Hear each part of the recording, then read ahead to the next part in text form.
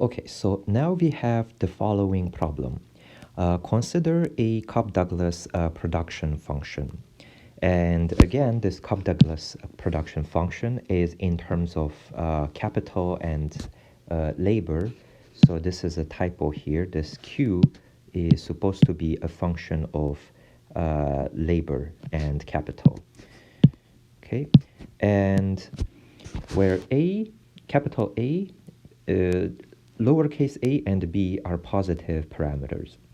Now, we also suppose that R is the rental rate of capital and W is the wage of labor. We want to derive the first order conditions of this cost minimizing problem. So again, now we write the objective function. So here, what we want to minimize is the cost. So what is the cost that the firm is facing? So first of all, we want to minimize the objective function. The cost that the firm faces is the rental rate of the capital. So the rental rate multiplied by the amount of capital that the firm employs, plus the labor. The labor cost consists of the wage that the firm pays to each of the laborers, and it employs L amount of laborers. But the firm wants to produce a certain amount of good. So this is a subject to the production function, because the production function captures the quantity produced. So once we construct the objective function with the constraint, we can translate that into the Lagrange multiplier.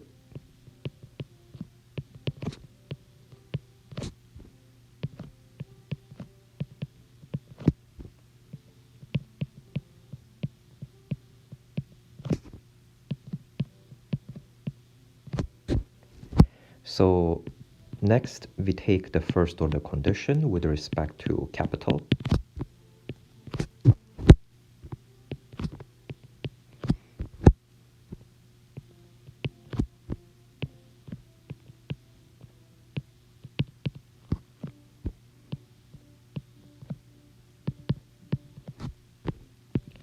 And we take the first order condition for the lambda with respect to the labor.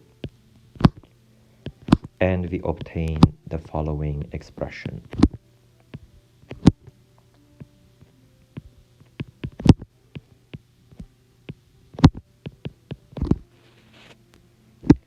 So here we can isolate for R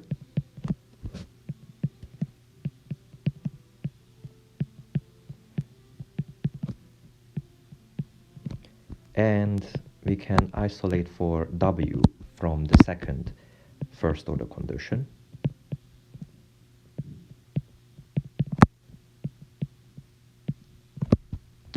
Now, because it's quite a bit complex in solving for the capital and labor, so I will not ask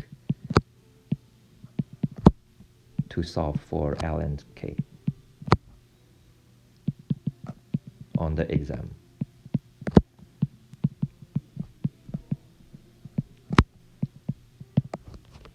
But let's not forget to derive the third first order condition, which is the constraint itself. So I'm gonna save the math altogether and I'm just gonna write down the constraint itself. So now this brings us the question, how do we know whether a point that we found is a maximum or a minimum? So the next theorem is going to help us determine that for the Lagrange multiplier method. So the theorem states the following. Consider the problem.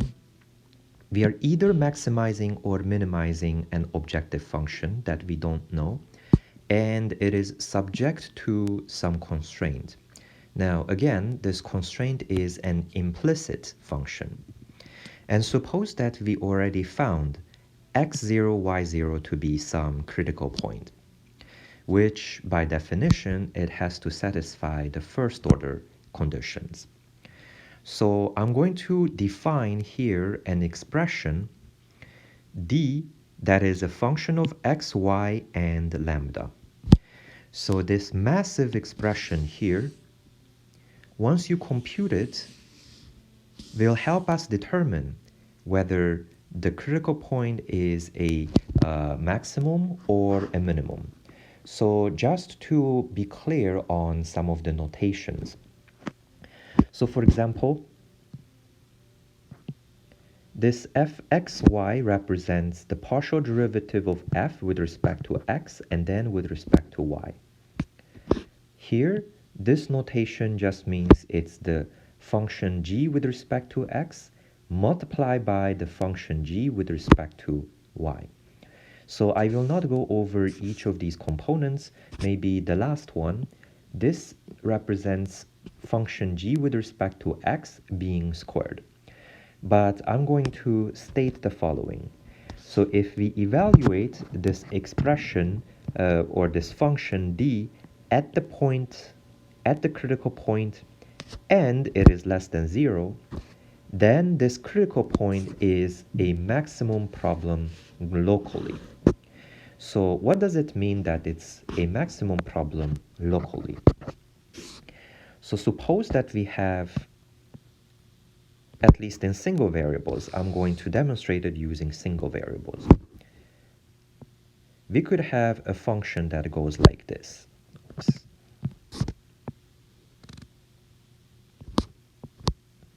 Now, this point here is a local maximum because on its interval, it is the highest point. But this is not a global maximum because there exist other points that are higher than these, namely these points. Okay, so to illustrate that using single variables, we can also demonstrate that this point here is a local minimum because there exist other points in the function that are lower than this point. So going back to this theorem, if we evaluate this d, function d, and being greater than 0, then we can conclude that this is a local minimum. So now I want to go back to the previous question, and I'm going to classify the 2 points or the 4 points, whether it's going to be a local maximum or a local minimum. So for this question, we already found out the critical points from the last clip, and now we want to classify. So again, because this is a very complicated and a very big expression, it helps to break it down into smaller parts. So what do we need to find out? Well, first of all, we need to find out f with respect to x twice. What about the function f with respect to just the x? We get 2x.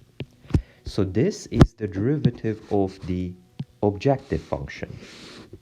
I look at the objective function and derive the second order conditions. So that's just 2.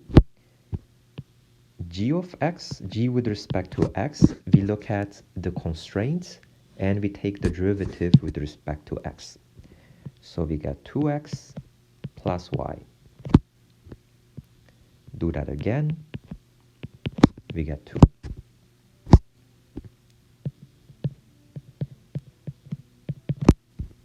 This gives us 0. X, then with respect to y, we get 1. G with respect to y, we get x plus 2y. And g with respect to y and with respect to y again, we get 2. F with respect to y, we get 2y. And f with respect to y twice, differentiated, we get 2. So now I'm going to plug in the values into this massive expression.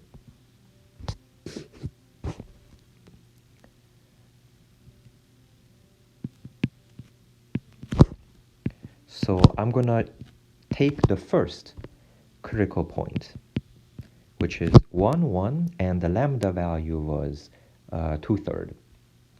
So again, I plug that into this function here.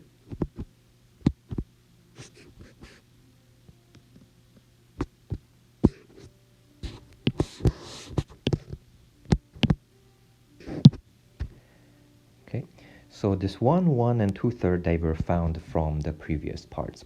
So if I were to do the substitution, fxx is 2 minus the lambda value is 2/3, gxx is 2, gy is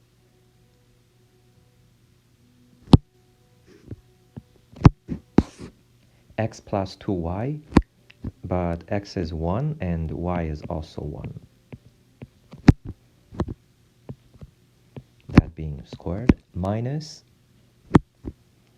2, fxy is 0, the lambda value is 2/3, and gxy is 1.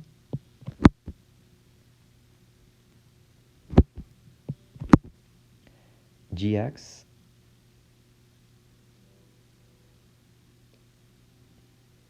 is 2x plus y, so we get 2 times 1 plus 1, and gy is x plus 2y, so we get 1 plus 2 times 1. Fyy, it's 2 minus the lambda is 2/3, gyy is 2. And finally, we have gx. Gx is 2x plus y, but x is 1, y is 1. So if you punch this whole expression into the calculator, we get 24. So all I care about is whether this expression is positive or negative. And since 24 is greater than 0, by this theorem, we have that it is a minimum. So it's a local minimum.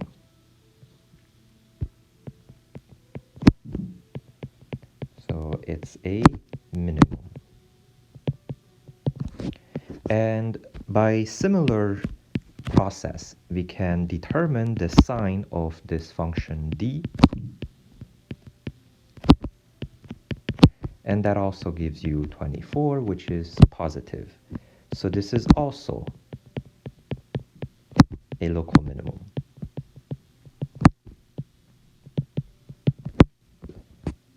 And if you substitute the other critical points, we get a negative value. So it's a local maximum.